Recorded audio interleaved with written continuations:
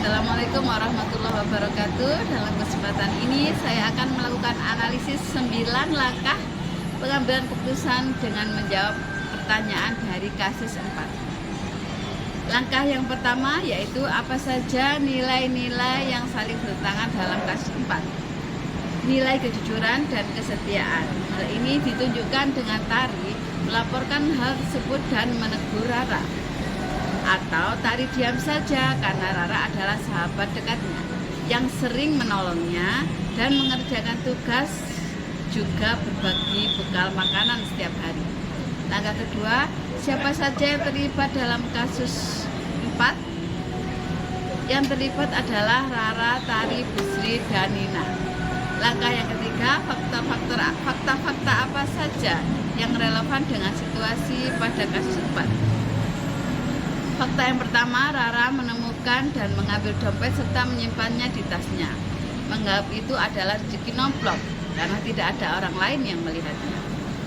Fakta kedua, Nina, salah satu siswa kelas lain, kehilangan dompetnya saat membaca buku di perpustakaan. Fakta keempat, Tari, yang kebetulan berada di perpustakaan sejak awal, melihat jelas Rara mengambil dompet tersebut dan memasukkannya ke dalam tas. Yang keempat, Rara adalah sahabat dekat Tari yang sering menolongnya dalam mengerjakan tugas dan berbagi bekal makanan setiap hari. Langkah keempat, pengujian benar atau salah mana yang bisa dilakukan? Yang pertama, uji legal. Perbuatan Rara tentu melanggar hukum karena mengambil barang yang bukan miliknya. Jika Tari tidak melaporkan Rara, maka Tari juga bersalah karena melindungi orang yang bersalah. Uji regulasi. Perbuatan Rara tidak sesuai dengan kode etik sekolah karena mengambil barang yang bukan miliknya. Perbuatan Tari jika tidak melakukan Rara, maka tidak sesuai dengan kode etik sekolah yang harus mengutamakan kejujuran. Ketiga, uji intuisi. Jika ini terjadi, maka Tari harus melakukan komunikasi intern supaya Rara mau mengembalikan dompet Nina dan meminta maaf kepada Nina secara pribadi supaya permasalahan ini tidak berlarut-larut dan diselesaikan secara kekeluargaan. Uji publikasi. Jika keputusan ini disampaikan ke seluruh warga sekolah, maka dampak sosial serta hukuman akan diterima oleh Rara. Yang terakhir, uji panutan atau idola.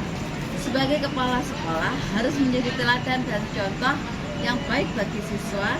Kepala sekolah merupakan role model bagi seluruh warga sekolah. Kejujuran dan integritas kepala sekolah menjadi contoh yang baik bagi warga sekolah. Langkah kelima, pengujian paradigma benar lawan benar mana yang bisa dilakukan? Benar jika Tari harus melaporkan Rara, dan benar bahwa Rara adalah teman baik Tari yang harus saling menyayangi. Langkah keenam, prinsip resolusi mana yang bisa dilakukan?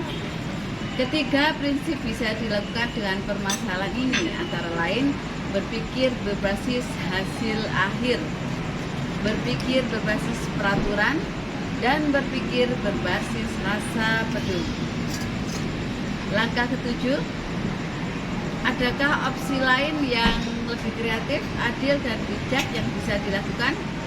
Opsi yang sudah dilakukan di atas merupakan opsi yang terbaik dan tidak membutuhkan opsi lain lagi. Langkah ke-8, apa keputusan akhir yang Ibu Bapak ambil sesuai dengan kasus 4? Keputusan yang bisa diambil adalah dengan pendekatan berbasis rasa peduli. Permasalahan akan bisa diselesaikan dengan kekeluargaan, harmonisasi hubungan antara siswa dapat terjadi lebih erat. Langkah ke-9, pelajaran apa yang Bapak Ibu dapatkan dari pengambilan keputusan ini?